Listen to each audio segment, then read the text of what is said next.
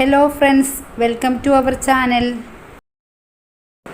ഇന്ന് ഞാൻ എല്ലാവർക്കും സിമ്പിളായിട്ട് ഉണ്ടാക്കാൻ പറ്റിയ അടിപൊളി ഒരു കട്ട്ലറ്റിൻ്റെ റെസിപ്പി ആയിട്ടാണ് വന്നിരിക്കുന്നത്. ഇഫ്താർ സമയത്ത് നമുക്ക് ഒഴിച്ചുകൂടാൻ പറ്റാത്ത ഒന്നാണല്ലോ കട്ട്ലറ്റ്. അപ്പോൾ വളരെ ടേസ്റ്റി ആയിട്ടുള്ള അതുപോലെ ക്രിസ്പി ആയിട്ടുള്ള ഈ കട്ട്ലറ്റ് എങ്ങനെ ഉണ്ടാക്കുന്നതെന്ന് നോക്കാം. ഈ കട്ട്ലറ്റ് ഉണ്ടാക്കുന്നതിന് വേണ്ടിയിട്ട് ഞാൻ 2 പൊട്ടറ്റോ ഗ്രേറ്റ് ചെയ്തെടുത്തിട്ടുണ്ട്, പുഴുങ്ങിയതാണ്.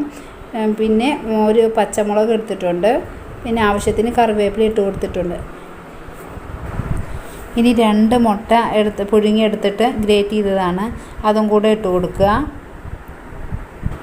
ഇനി 3 സവാള ഞാൻ ഫ്രൈ ചെയ്തെടുത്തിട്ടുണ്ട്. ഫ്രൈ ചെയ്തിടുമ്പോൾ ഈ കട്ട്ലറ്റിന് ഒരു പ്രത്യേക ടേസ്റ്റ് കിട്ടും. ഇനി ഇതിലോട്ട് വേണ്ട മസാലകൾ എന്തെല്ലാം നോക്കാം. 1 ടീസ്പൂൺ മുളക് പൊടി, 1/2 ടീസ്പൂൺ കുരുമുളക് പൊടി, 1/4 ടീസ്പൂൺ മഞ്ഞൾപ്പൊടി, 1/2 ടീസ്പൂൺ മല്ലിപ്പൊടി, പിന്നെ 1/2 ടീസ്പൂൺ ഗരം മസാല എടുത്തിട്ടുണ്ട്, ആവശ്യത്തിന് ഉപ്പും.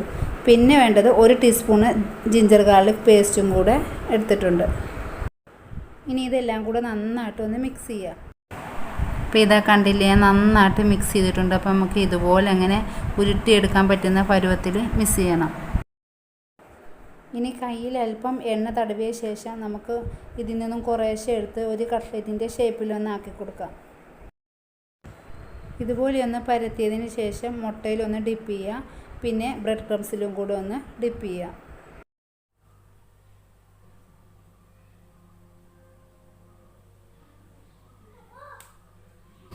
ഇതുപോലെ എല്ലാം ഒന്ന് റെഡിയാക്കി എടുക്കും. ഇപ്പോൾ ഞാൻ എല്ലാം ഒന്ന് റെഡിയാക്കി എടുത്തിട്ടുണ്ട്. ഇനി നമുക്ക് 10 മിനിറ്റ് സമയം ഫ്രിഡ്ജിലൊന്ന് വെച്ച് സെറ്റ് ചെയ്യാം. ഇങ്ങനെ ചെയ്യുമ്പോൾ നമുക്ക് എണ്ണയിലിട്ട് ഫ്രൈ ചെയ്യുമ്പോൾ ഇത് പൊടിഞ്ഞു പോവാതിരിക്കും. 10 മിനിറ്റ് കഴിഞ്ഞ് ഞാനിത് ഫ്രിഡ്ജിൽ നിന്ന് എടുത്ത് മാറ്റി വെച്ചിട്ടുണ്ട്. ഇനി നമുക്ക് ഒരു പാനിൽ എണ്ണ ഒഴിച്ച് ഇതൊന്ന് ഫ്രൈ ചെയ്തെടുക്കാം. ഒരു പാനിൽ എണ്ണ ഒഴിച്ച് കൊടുത്തിട്ടുണ്ട്. എണ്ണ ചൂടായി വന്നിട്ടുണ്ട്. ഇനി നമുക്ക് ഓരോന്നായിട്ട് ഇട്ട് കൊടുക്കാം. ഈ കട്ട്ലറ്റ് ഉണ്ടാക്കാൻ ഒരുപാട് എണ്ണ ഒഴിക്കേണ്ട ആവശ്യമൊന്നുമില്ല. ഇതിനകത്ത് എല്ലാ ഇൻഗ്രീഡിയൻസും വെന്തതാണ്. നമുക്കിനി ജസ്റ്റ് ഒന്ന് ഫ്രൈ ചെയ്തെടുത്താൽ മാത്രം മതി. തീ സ്ലിമ്മിലിടാൻ നോക്കുക. ഒരുപാട് തീ ആയിക്കഴിഞ്ഞാൽ ഈ ബ്രെഡ് ക്രംസൊക്കെ കരിഞ്ഞു പോവും. അതുകൊണ്ട് അത് പ്രത്യേകം ശ്രദ്ധിക്കുക.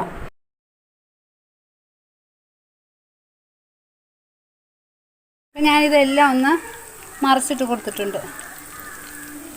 ഇപ്പോൾ ഒരു വശം ഇച്ചിരി കളർ ചേഞ്ചായി വന്നിട്ടുണ്ട്. ഇനി മറ്റേ വശം നമുക്കിതുപോലെ ഒന്ന് റെഡിയാക്കിയെടുക്കാം.